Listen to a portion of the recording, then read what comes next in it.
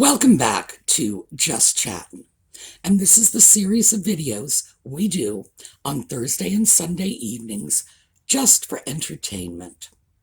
So, our friends the Sussexes have had a busy week. 2 days ago, there was a report analyzing Twitter tweets that was released claiming that there is an organized conspiracy to defame Nutmeg and Ginger. Now, in the video notes, because when I do this, I give you sources. In the video notes, you will find links to 3 mainstream news articles about this report, plus a link to the actual report. And because I don't want to make you work any harder than you have to, I've also included 2 sections of the report, and that's the overview and the introduction. And these are the sections in the report where you expect to get your hardcore information. All right, when we come back, we will get right into this.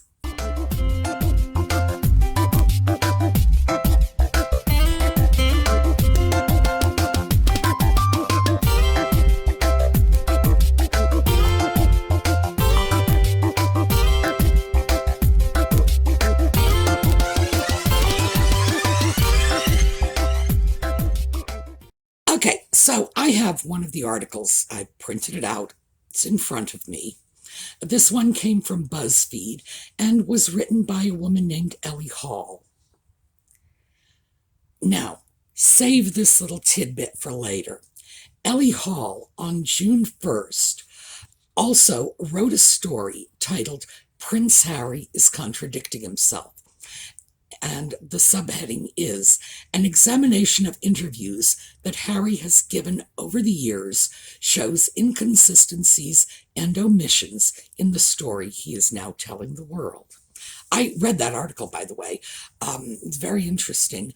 And she actually puts out side by side what Harry said before, what he's saying now, and it's not just inconsistencies. We're talking about complete 180-degree about-face contradictions. So, like I say, store that one away. We'll come back to this. So, the article that came out says that a company, they're called Bot Sentinel, and they specialize in computer algorithms to, I guess, monitor social media, that they have concluded that 70% of what they characterize as hate content, those are their words, not mine, is being produced by a core of about 83 Twitter users. It goes on to say that they analyzed more than 114,000 tweets. They don't say how many more, but they say more than. And that 83 accounts are responsible for approximately 70%, this is a quote, of the negative and often hateful content. They go on to say that the majority of hate and misinformation are from this small group of accounts, and that between them they have 187,631 followers. And don't worry about memorizing that. We're going to come back to that later. So a Twitter spokesperson told BuzzFeed, and this is the BuzzFeed article I'm reading, that they're actively investigating to make sure no one has violated the rules. By the way, I'm not reading the whole article to you. As I say, there are links. I'm just hitting the high points. So this algorithm evaluates an account and creates a score based on the, quote, likelihood that the account is either run by a bot or someone engaging in targeted harassment. So, In other words, they're not saying they're doing, they're saying the likelihood.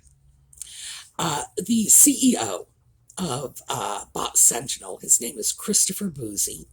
By the way, I also looked him up.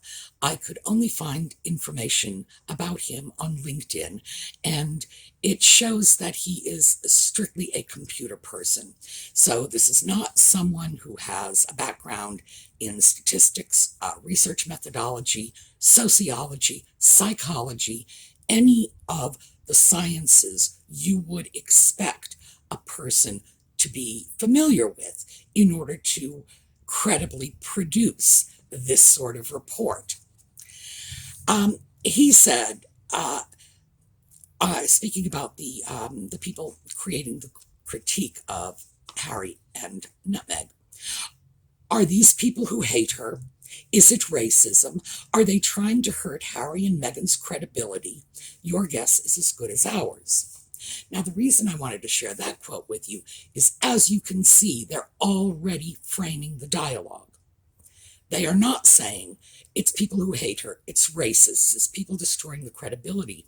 But by throwing those questions out and not even dealing with the possibility, even if it's remote in their minds, that these are people who have legitimate questions or legitimate critiques about Nutmeg and Ginger's behavior, they're already throwing out there that they are indeed haters, they are indeed racists, they are indeed destructive.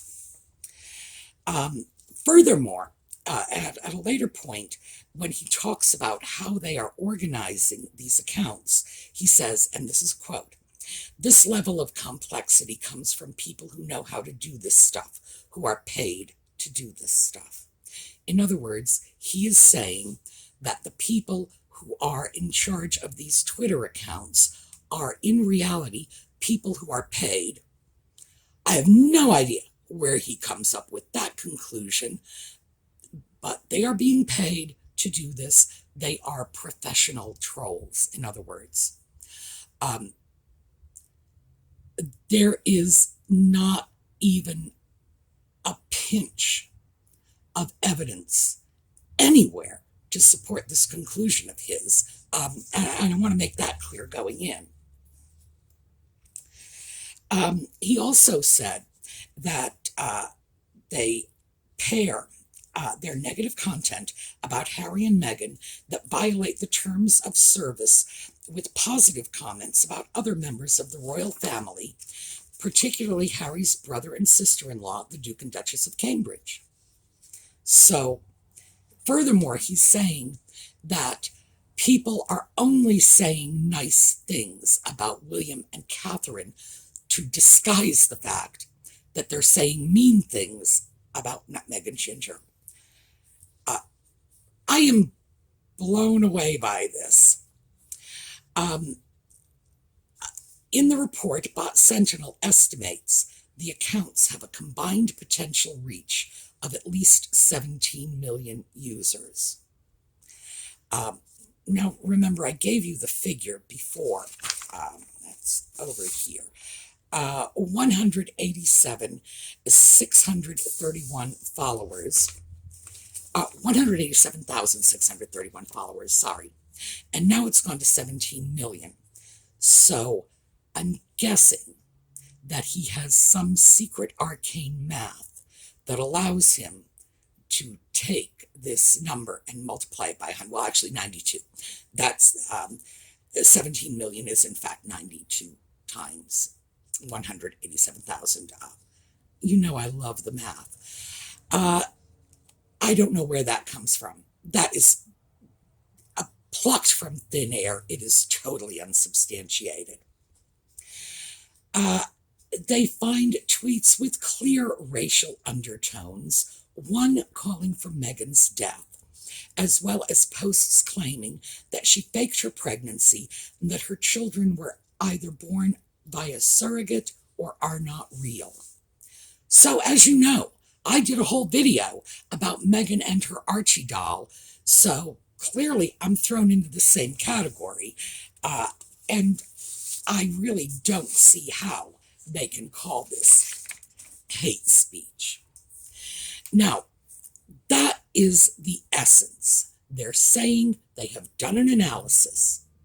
They are saying it shows 114,000 negative tweets produced by 83 Twitter users. All right. So let's just take a look at the math. Now, you have to know when they're doing this, and they're so, oh gosh, if I paid them, I'm sure I couldn't have gotten them to crawl into my backyard quite as effectively as this. Yes, thank you.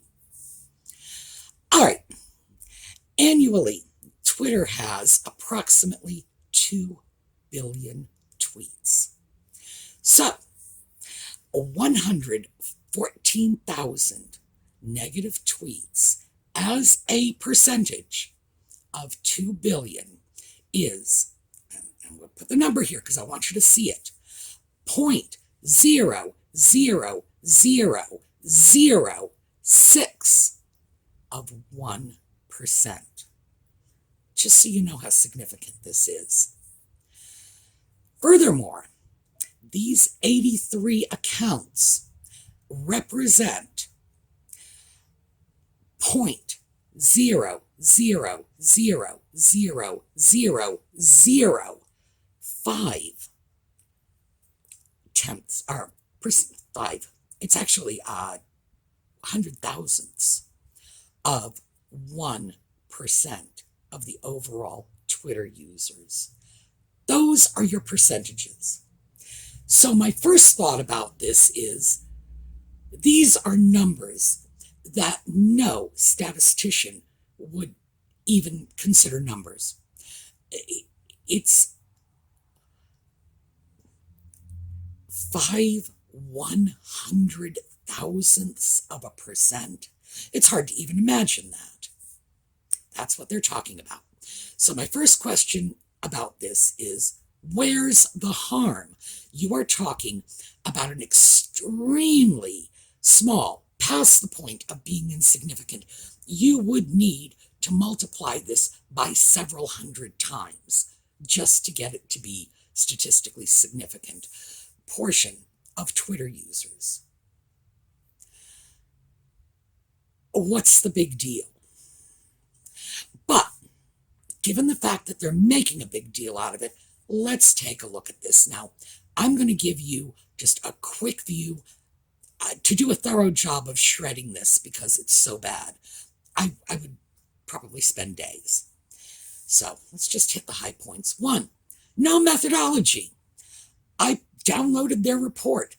There is no information on how they targeted these accounts, what they did. They had humans review it. Did the humans cross-check one another's work? How did they decide on the accounts? Where did they come up with the idea that it was a problem? 0 methodology. They could literally have subcontracted this study out to my cat. Oh, no, actually, he'd need me to cash the check, so I guess it couldn't be that. But the point is, they could be making this up. There's no methodology to back it up. None. If a high school kid handed me a paper like this, I would give them a chance to review it. If a college student handed me a paper like this, I would talk to them about changing their major. And if a grad student handed it to me, I'd flunk them outright. Not even conversation. So you don't belong here. Find another department. There are no clear terms. What is a racial undertone? By its very nature, it is subjective and unclear. It's not an overt racist statement. So how are they defining racial undertones? We know how they're defining hate speech. It's anything that's even remotely negative. In other words, did Meghan use surrogates? That's hate speech. And they've said so. They basically said that as much in their report, that, this is one of the things that they consider negative hate speech. Any criticism, regardless of the validity of that criticism, regardless of the justice of that criticism, regardless of how many similar critical comments are left about other people in the public eye, they are still declaring this to be negative. There's no differentiation between the negative comments, I hate nutmeg, and legitimate criticisms. They're all in the same batch. No differentiation between statements and questions. Do you believe nutmeg used surrogates? Still negative. This is from a research perspective. This is so flawed that I'm stunned by it. There's no context for the numbers. Now, I gave you context for the numbers. 114,000 tweets out of 2 billion tweets over the course of a year. Now, I don't know the time frame that they used. They didn't say that. This could be negative tweets going back 2 years, so that ridiculously small percentage I gave you could be twice as small. So I don't know. They didn't tell me. That's fundamental information you should produce in a report. There is no supporting information for things like this wild speculation. 187,000 followers, but we think it'll reach 17 million people. That's 92 times 187,000. How do you make that leap? That's purely speculative. And I'm not even sure what the formula is. And 92 times, that's a weird formula. That's the sort of thing that makes me believe they farmed it out to my cat, because you or I would just put an extra 0 on it. No. My cat may be stupid, but he's not lazy. He would actually do the math and multiply it by 92. The conclusions are bizarre, totally unsupported. And that brings me to my final question, which is the biggest one of all. Who commissioned this study? Who's paying for this? Bot Sentinel is not a charity. It is not funded by a public research grant. This is a business. It's crowdfunded, by the way. That's where they get their money from. But they still have a business to run. They don't do this as a hobby. Who paid them? What was the mandate? Did they just decide this on their own? And if so, why? What axe are they grinding in this? Because clearly they are grinding an axe half to death in this report. They are very free to say that these 83 Twitter users are paid professionals. They seem astounded that these people are effective at beating their algorithms. And we'll get to that too later.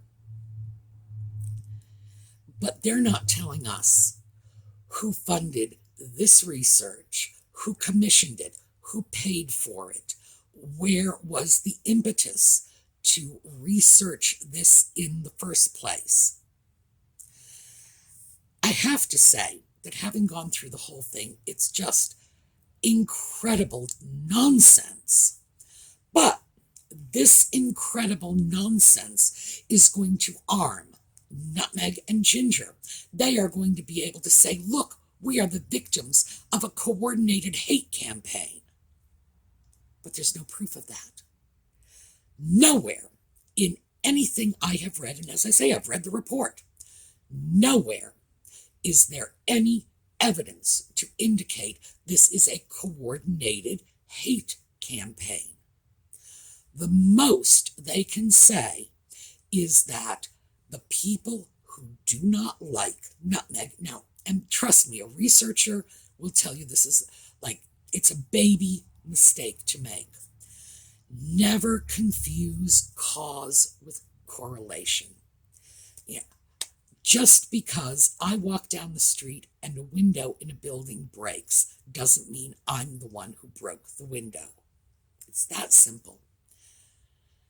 They are completely discounting the idea that there may in fact be a grassroots movement objecting to nutmeg, that people might have legitimate concerns, that people are calling her out on multiple lies, that she is behaving in a way that encourages people to criticize that behavior. They're not even considering this for an instant. So their basic notion that it's a coordinated hate group is flawed. In reality, as we all know, because we see this all the time and we don't have an axe to grind, the people who don't like nutmeg are going to follow the Twitter feed of other people who don't like nutmeg. They're going to watch YouTube channels that are taking nutmeg's behavior apart. I hesitate to say that you don't like nutmeg because I don't dislike her. I don't even know her. People seek out their own interests. It doesn't mean they are coordinating any sort of concrete, hate-filled attempt to destroy Saint Nutmeg. This is just not true. And this is where we bring in William of Ockham. I'm sure you're all familiar with him. And Occam's razor is, and this, by the way, this is not how it really goes. This is just a sort of simplified version. It, in effect, says that the simplest explanation is usually the correct one. And the simplest explanation for this is that people who don't care for nutmeg are attracted to sites run by people who don't care for nutmeg. If you like bowling, you're not going to go to a tennis site. You're going to go to a bowling site. It's so fundamental. The idea that someone has said, oh no, there must be a conspiracy here, is baffling. Absolutely baffling. So what we have in the final analysis, and this is where I usually give you the what to keep in mind. 1, this is a report that could not hold up even a little teeny weeny bit to a rigorous scientific evaluation. If you handed this to experts in any field, and when I say experts, I'm talking about people with the academic qualifications necessary to accurately assess a research project, no one would take this seriously. In all likelihood, very few would even bother reading. Once they found out there was no methodology section, they'd probably throw it in the trash. If I were doing it in a professional context, that's what I would do. I would say, no methodology, sorry, don't waste my time, and move on to the next. This is not a scientifically rigorous study. This is so murky and so gray. And when they start throwing around terms like undertone of racism without even defining what that means, when they refer to hateful comments without even giving us the basic definition they use to identify a hateful comment, we have no choice but to conclude that it's just their own personal opinion. I happen to think that's a racially motivated comment, so they're not giving me anything else. When they are deliberately skewing the numbers to make them seem larger than life without bothering to tell us what the real percentage of Twitter users and tweets is, they are attempting to mislead us. Furthermore, the entire dialogue has been slanted. They're talking about negative hate, a concerted cooperation of these accounts from account holders that I'm quite certain don't even know each other. Seriously. Do you have to take it seriously? As a research project, no. This is beneath my notice as a research project. But when I look at the potential impact, they're already talking about closing down 83 Twitter accounts simply because these people are saying things that they don't like. These 83 Twitter users are going to be shut down, or they're going to be forced to close their accounts, open up new accounts. Is it going to stop there? I very much doubt it. Once they manage to pull Twitter in line, they're going to go off on Instagram, Facebook, YouTube. So eventually we will all be in the line of fire. Now, in all likelihood, I'm very low down on the targeting list. Mine is not a large channel. We've got 50-some thousand subscribers. It doesn't list it on my channel because one day I hit the wrong button and my number of subscribers disappeared. And I can't find the button to hit to make it come back. I'm not very good with social media.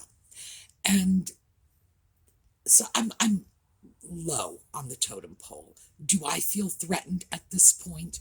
Only in the abstract, because I feel threatened when anyone's freedom of expression is threatened. The reason you have to be very clear about what hate speech is because we have a legitimate right to critique public figures.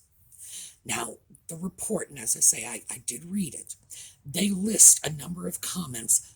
I'm assuming these are the ones they consider the most egregious. And I can tell you, I've read much worse directed at Donald Trump or Joe Biden, and sometimes from the same people.